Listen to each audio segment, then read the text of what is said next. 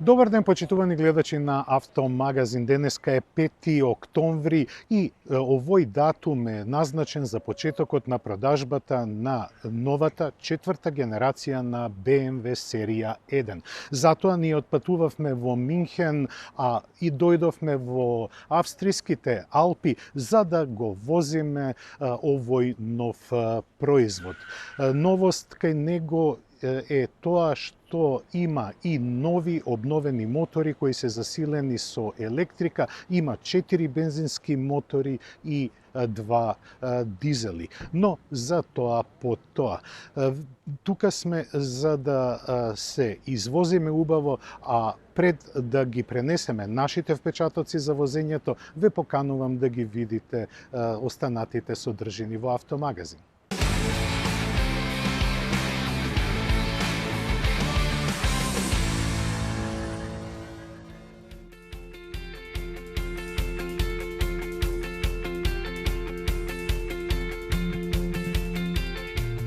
Stellantis и удри шлаканица на италијанската влада. Лансирањето на Leap мотор во Европа стартуваше од Милано и тоа агресивно. Полскиот T03 со цена од 18.900, а кинескиот C10 од 36.400 евра. Европските купувачи сигурно ќе бидат заинтригирани со ваквата понуда, посебно кога зад неа стои гигант како Stellantis. Малиот T03 не е нов модел, тој е на пазарот од 2020 година и во Европа ќе настапува како конкурент на Dacia Spring, Citroen EC3 и Fiat Panda. Има електромотор од 95 конски сили и автономија од 265 км. Кросоверот C10 пак е релативно нов, додаден во гамата лани. Како алтернатива на Tesla Model Y, тој располага со 218 конски сили и батерии доволни за поминување 420 км. Се очекува Leap мотор да ја прошири својата европска гама со лансирање на нов електричен модел секоја година. Продажната мрежа, планирана да се состои од 350 дилерства, нема да запре со своето ширење само во Европа. Leap мотор преку Stellantis ќе биде понуден и на Блискиот Исток, Африка, Австралија и во некои азијски и јужноамерикански држави.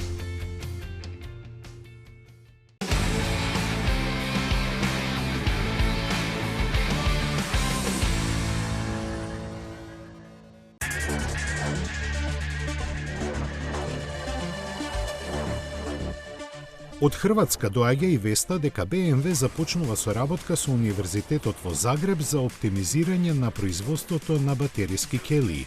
И тука врската е Римац, со кој германскиот производител веќе се има договорено за испорака на батерии за наредната генерација електрични возила.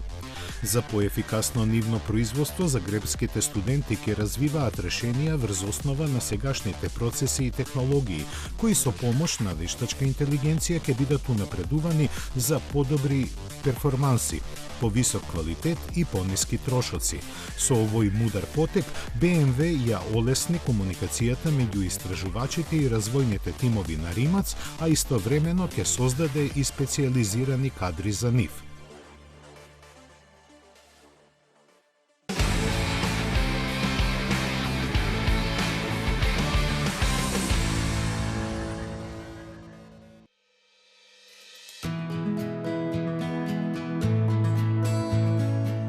Иако во многу земји, па и кај нас, течниот нафтен газ е популарно гориво за автомобилите, ретки се производителите кои фабрички го вградуваат. Dacia пак е единствена марка која го има низ целата своја гама – Sandero, Logan, Jogger и Duster. Затоа не треба да изненадува што досега има пласирано 1 000 000 возила со погон на автоплин. Романската компанија започна да ги нуди уште во 2010 година и во моментот тие се опремуваат со 1-литарски 4-цилиндричен агрегат со ознака кој развива 100 конјски сили и 170 Нм вртежен момент. Во споредба со бензинецот, од кој има настанато, малку е посилен, а троши за 10% помалку гориво. За исто толку помалку испушта јаглерод диоксид во атмосферата, а за човечкото здравје е значајно и тоа што има за 90% помали емисии на ситни честички. За купувачите на марката, од кои во моментов 40% се определуваат за овој вид погон, значајна е и автономијата која се искачува и до 1500 километри.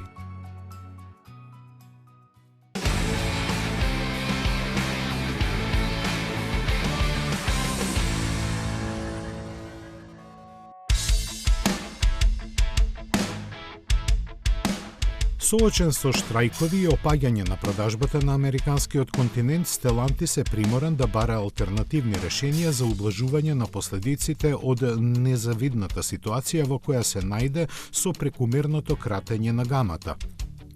Во тој процес најмногу настрадаа моноволуменците за чие постоење најмногу е заслужен Chrysler. Затоа, иако неочекувана, не може да се каже и дека е изненадувачка веста марката повторно да го понуди Voyager на приватните купувачи. Моделот, представен пред 5 години, всушност е поевтина верзија на Пацифика, заради што набргу беше исфрлен од ценодниците на дилерите, останувајќи достапен само за големи флотни купувачи. Но сега времињата се сменија и пред крајот на годинава Voyager повторно ќе се најде во продажните салони.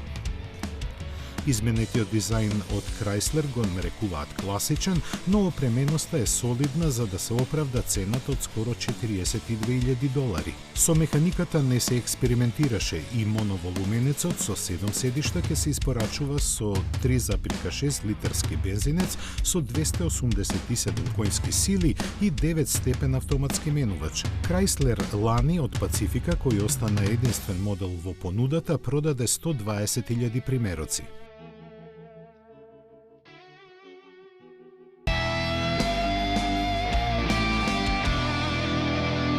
«15 години вие одбирате, ние купуваме за 24 часа. 15 години на 10,000 клиенти. 15 години општествено одговорна компанија. 15 години доверба. 15 години лидери на пазарот. Финансираме патнички возила, комерцијални возила, камиони, пловни објекти, опрема и машини за вашиот бизнис». Во потрага сте по совршен автомобил? Со Chery добивате повеќе. Закажи тест возење на chery.mk. Новиот Макан. Една нова енергија. Реагираат сите сетила. Моќта те обзема. Тој е смел, динамичен и целосно електричен. Новиот Porsche Macan. Porsche Македонија. Во потрага сте по совршен автомобил? Со Chery добивате повеќе. Закажи тест возење на chery.mk. Кога ќе ве привлече нешто, а не знаете зошто. Во тој момент како некој да зборува со тебе. Запознај го новиот 408 со дизајн кој заведува повеќе отколку што очите можат да восприемат. Алюр и страст од секој агол. Тоа што вистински зборува со нас е нашиот внатрешен глас кој страстно шепти од нашата душа. Алюринг, новиот Peugeot 408. Во потрага сте по совршен автомобил? Со Chery добивате повеќе. Закажи тест возење на chery.mk. Метрополис, број 1 радиомрежа.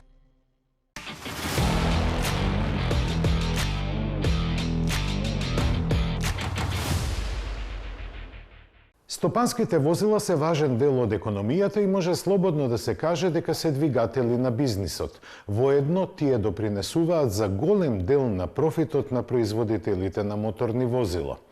Токму поради тоа се обврнува големо внимание на нивниот развој и имплементацијата на новите технологии. Годинава повторно се одржа саемот во Хановер, кој важи за една од најважните смотри на доставни и транспортни возила, како и на автобуси во светот. Во следниот блок ви пренесуваме дел од новитетите што таму се прикажаа.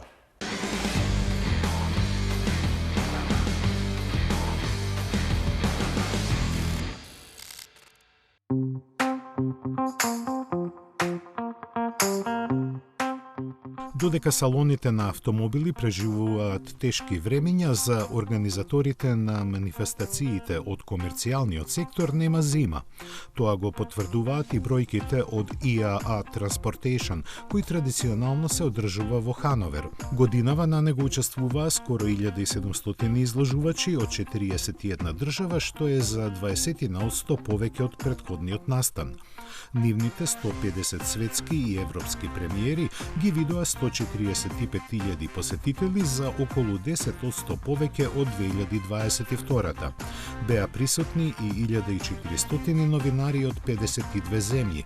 Сите нив ги повлекоа напредните технички решенија кои ја дефинираат иднината на индустријата. За подобро да се запознаат со нив, на располагање им стоја 60 на возила со кои беа направени преку 6300 пробни возења низ изложбениот простор и на јавните патишта. Ваквиот интерес се подкрепен со фактот дека за првите 6 месеци годинава во Европа се продадени рекордни 216.000 камиони, 1.050.000 доставни возила и 25.000 автобуси. Во нивната структура се уште доминираат дизел моторите, но растот на електричните возила е забележлив. Внимание на купувачите привлекуваат и хибридните погонски групи, посебно кај автобусите и комби возилата.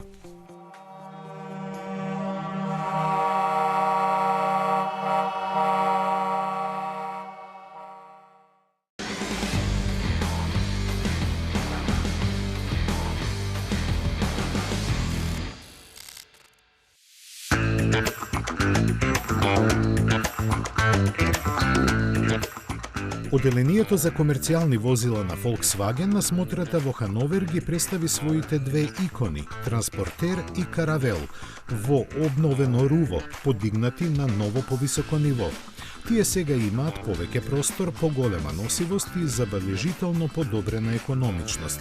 Како што прилега на нова генерација, добија збогатен список на сигурносни системи што го олеснуваат нивното секојдневно користење. Производствената линија на Транспортер опфаќа повеќе изведби за транспорт на стока, патници и двојна кабина со платформа подготвена за разни надградби, додека во Каравел има место за 9 лица. Во Транспортер собира до 9 кубни метри товар со тежина од 1,33 тони, а може да влече приколка тешка до 2,8 тони. При лансирањето на пазарот ќе бидат достапни вкупно 7 ефикасни погонски верзии со дизел, хибридни и електрични мотори, а опционално ќе бидат достапни изведби со погон на сите тркала. Дизелите испорачуваат 110, 150 и 170 конски сили. Плагин хибридот има системска моќност од 232 конски сили, а електричните верзии 136, 218 и 286 конски сили и батерии од 64 кВт. Производството ќе се одвива во Турција заедно со Ford Transit и Tourneo Custom.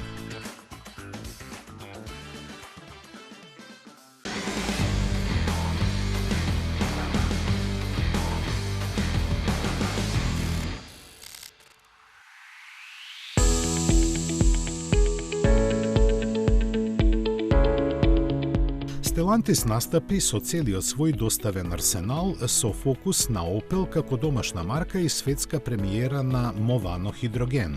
Според прелиминарните спецификации, со едно полнење водород кое трае 5 минути, може да се поминат околу 500 км, за што ќе се погрижи електромоторот од 150 конски сили. Целокупната погонска технологија и резервоарите за водород се сместени на таков начин минимално да се влијае на просторот моторот за товар од 17 кубни метри, а носивоста изнесува 1370 килограми.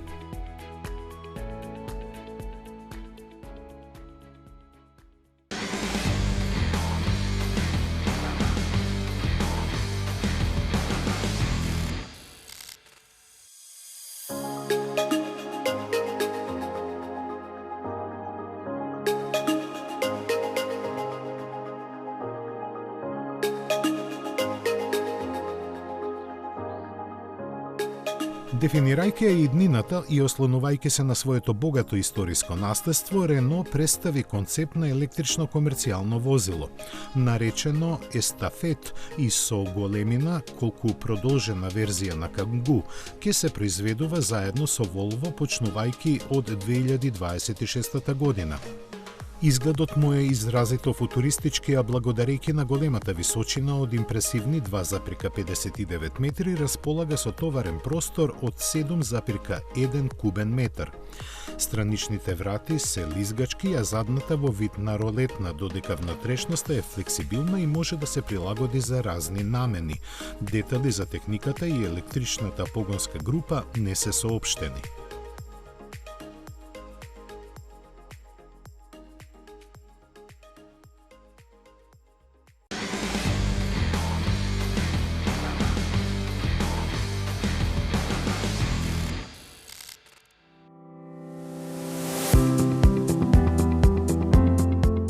Својот партнер за остварување поголем дел од комерцијалниот колач и веко го најде во Јужна Кореја и на основа на архитектура на Hyundai го представи доставниот e-Movie. Погонското срце му е електромотор кој испорачува 215 конски сили и 350 ньютон метри, а на купувачите ќе им биде на располагање со два пакета батерии од 63 и 67 киловат-часа. Поголемите треба да обезбедат автономија до 320 км и наполнач од 350 киловати за 10 минути ќе повлечат доволно струја за 100 км. Најавена е само една верзија, шасија со кабина и носивост до 1,5 тони.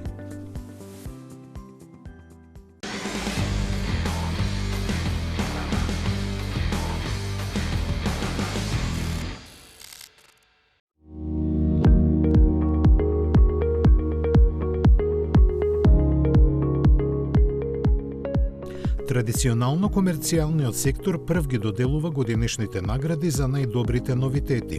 Според специјализираните новинари од 24 европски земји, лауреат меѓу камионите е електричниот Мерцедес E-Actros 600, кој го привлече нивното внимание со иновативниот севкупен технолошки концепт. Наменет за долги релации, тој има автономија од преку 500 км, за што придонесува и напредната аеродинамика. Развиван од самиот почеток да биде електрично возило, засега поддржува полначи од 400 киловати. Првите испораки на купувачите се очекуваат пред крајот на годинава, а од Мерцедес велат дека разликата во цената во споредба со дизел камиони ќе се врати по поминати 600.000 километри.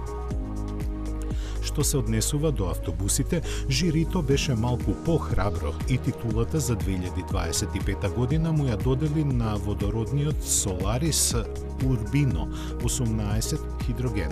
Историската победа за полската компанија доаѓа во моменти кога ја забележа продажбата на јубилејниот 25.000 автобус.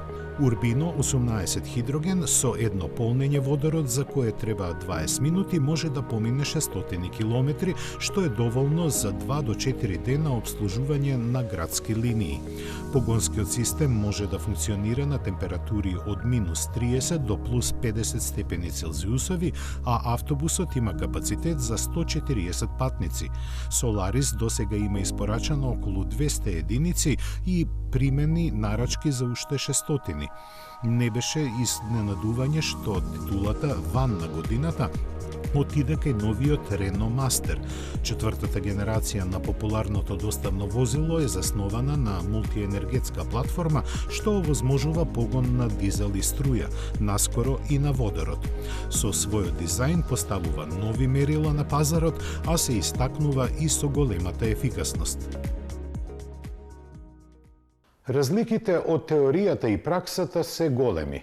Сепак, за да се реализира праксата, неопходно е да се почне од теоријата. Lotus најавува зголемување на својата гама базирана врз електричниот погон во кого многу инвестира. За да ни открие во кој смер ќе се движат новите модели на куќата, ни ја прикажува студијата Theory 1, која е прва од серијата студии чии решенија ќе бидат применети во идните модели базирани на перформанси и континуиран прогрес во полето на инженерингот.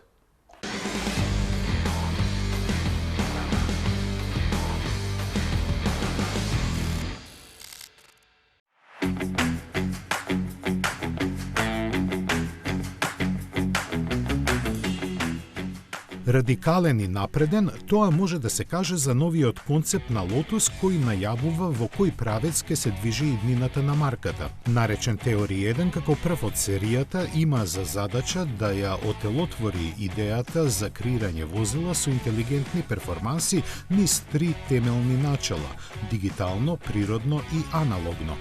Првото знаеме што е, а второто вело дека ќе го оживееме емотивниот дизајн наречен кон човекот, додека аналогното треба да го представува континуираниот напредок во инженерингот.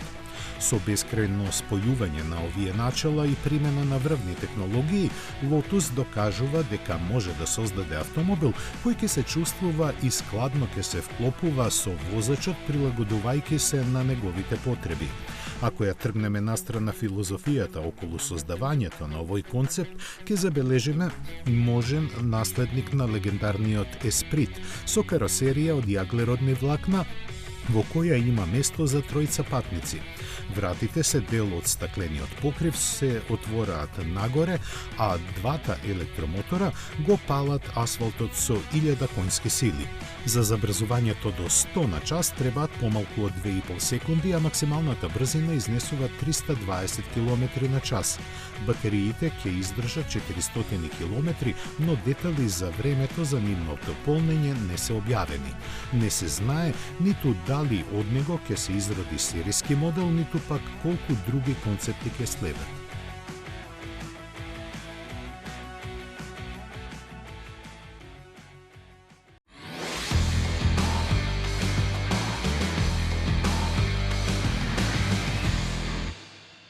Ова позади мене е фабриката за производство на мотори на BMW, наречена Steyr.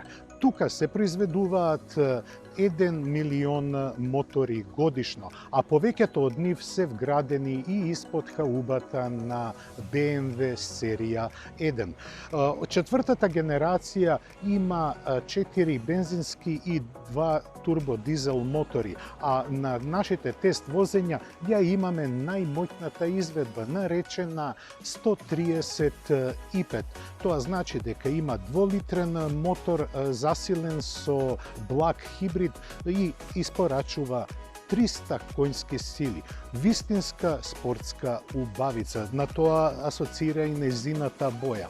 Што се однесува до новитетите, задржано е истото меѓуоскено растојание. Кога прв пат ја видов на фотографија новата серија 1, многу ми беше чуден предниот дел. Во новиот дизајн, еве погледнете овие типични бубрези кои се за BMW, сега се направени по-хоризонтални, по-сплеснати, па целата предница има една поинаква порака. Има порака дека ова возило изгледа подинамично. Истото се однесува и на светлата кои задржаа една поинаква дефиниција во внатрешноста со 4 целини на двата фара, а тоа дава еден многу поинтересен и поинтензивен изглед на самата предница.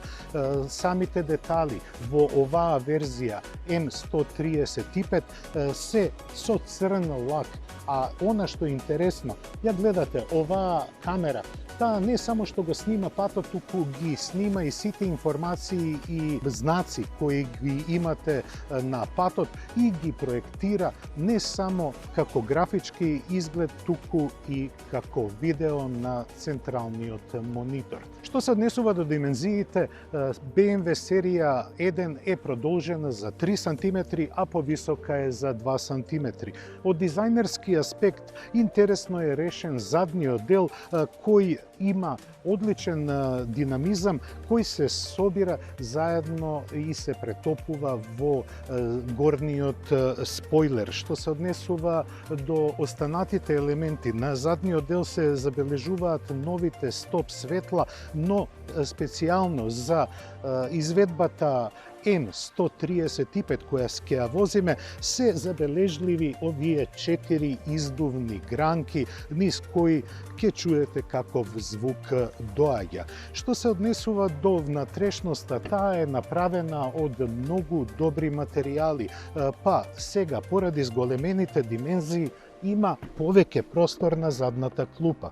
Ова е автомобил од компактната класа, но сепак има доволно простор во сите смерови. Можеби малку го разочарува впечатокот темната внатрешност, но таа е направена квалитетно.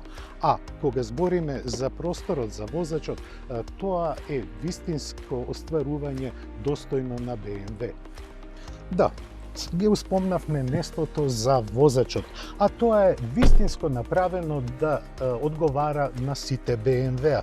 Секако, испред возачот се два склопени екрана кои прават една целина, а што се однесува до внатрешноста, целата е направена пуритански.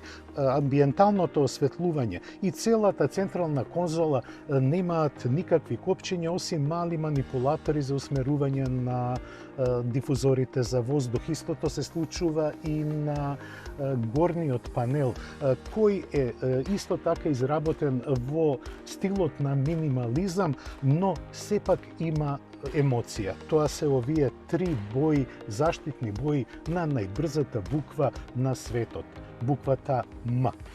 Целата внатрешна, целиот интериер асоцира на спортски перформанси и на спортското минато кое го гаи во голема мерка BMW. Негувањето на традицијата е една од основите на баварците, па затоа се пренесени и во овој компактен модел извонредните спортски својства. Да не заборавиме, испод хаубата имам 2-литрен бензински мотор со цели 300 конски сили. Па да видиме како се однесува во Алпите.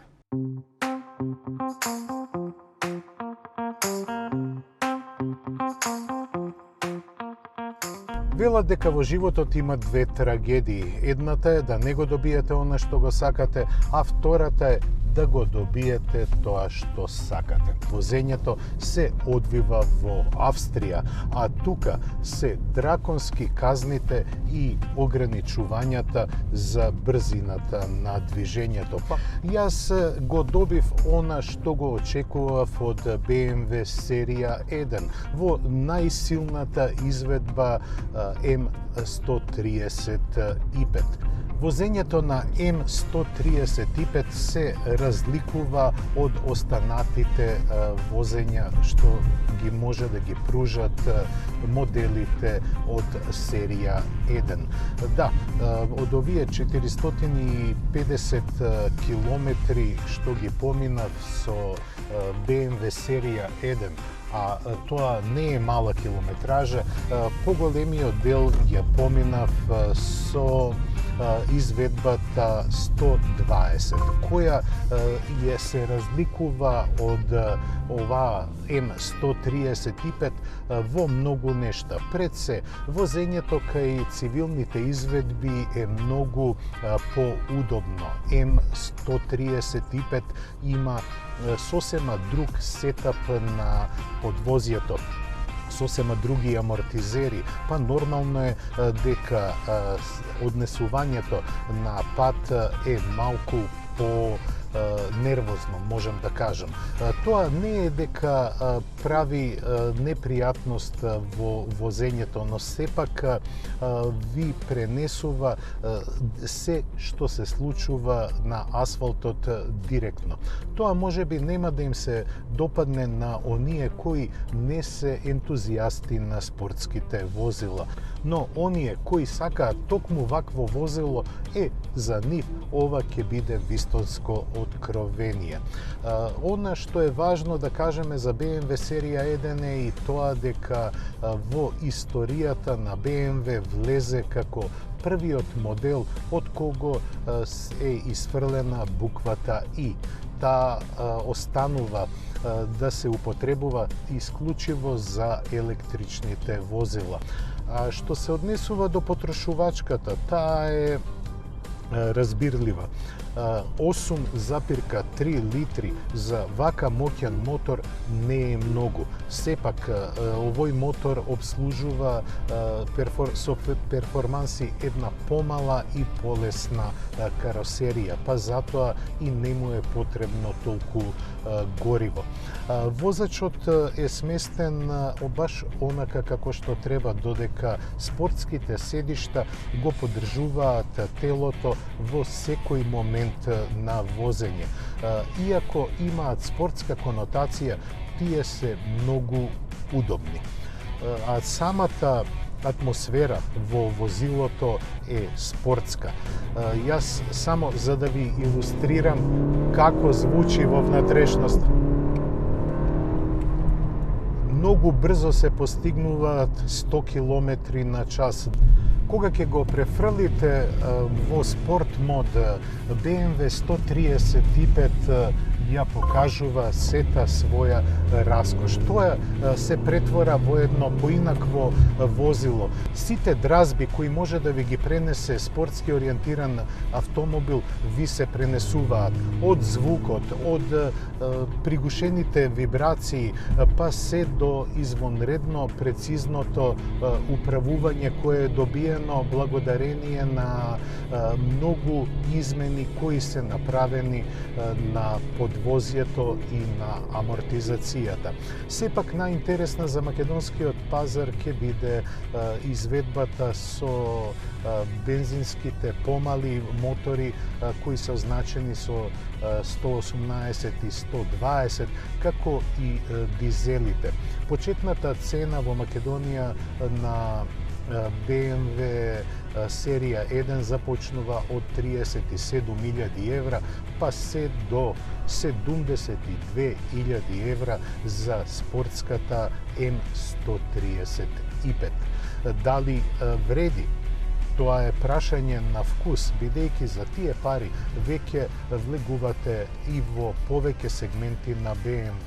Може да добиете и многу опремена BMW серија 3, но може и да ја имате почетната BMW X3. Тоа е ствар на одлука и на вкус.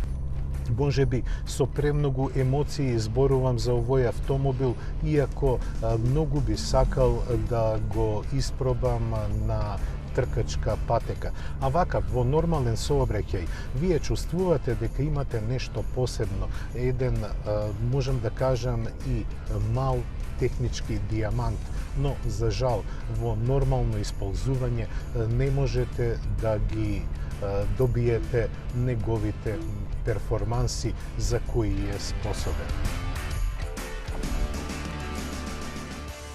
Да, може би не успеав да го извадам максимумот и ниту половина од она што го пружа BMW M135, но се убедив дека е ова вистински спортски автомобил. Се гледаме во следното издание на Автомагазин, кога ќе ја тестираме BMW X3, новата 4-та генерација. Ве поздравувам и се гледаме за една седмица. Пријатно!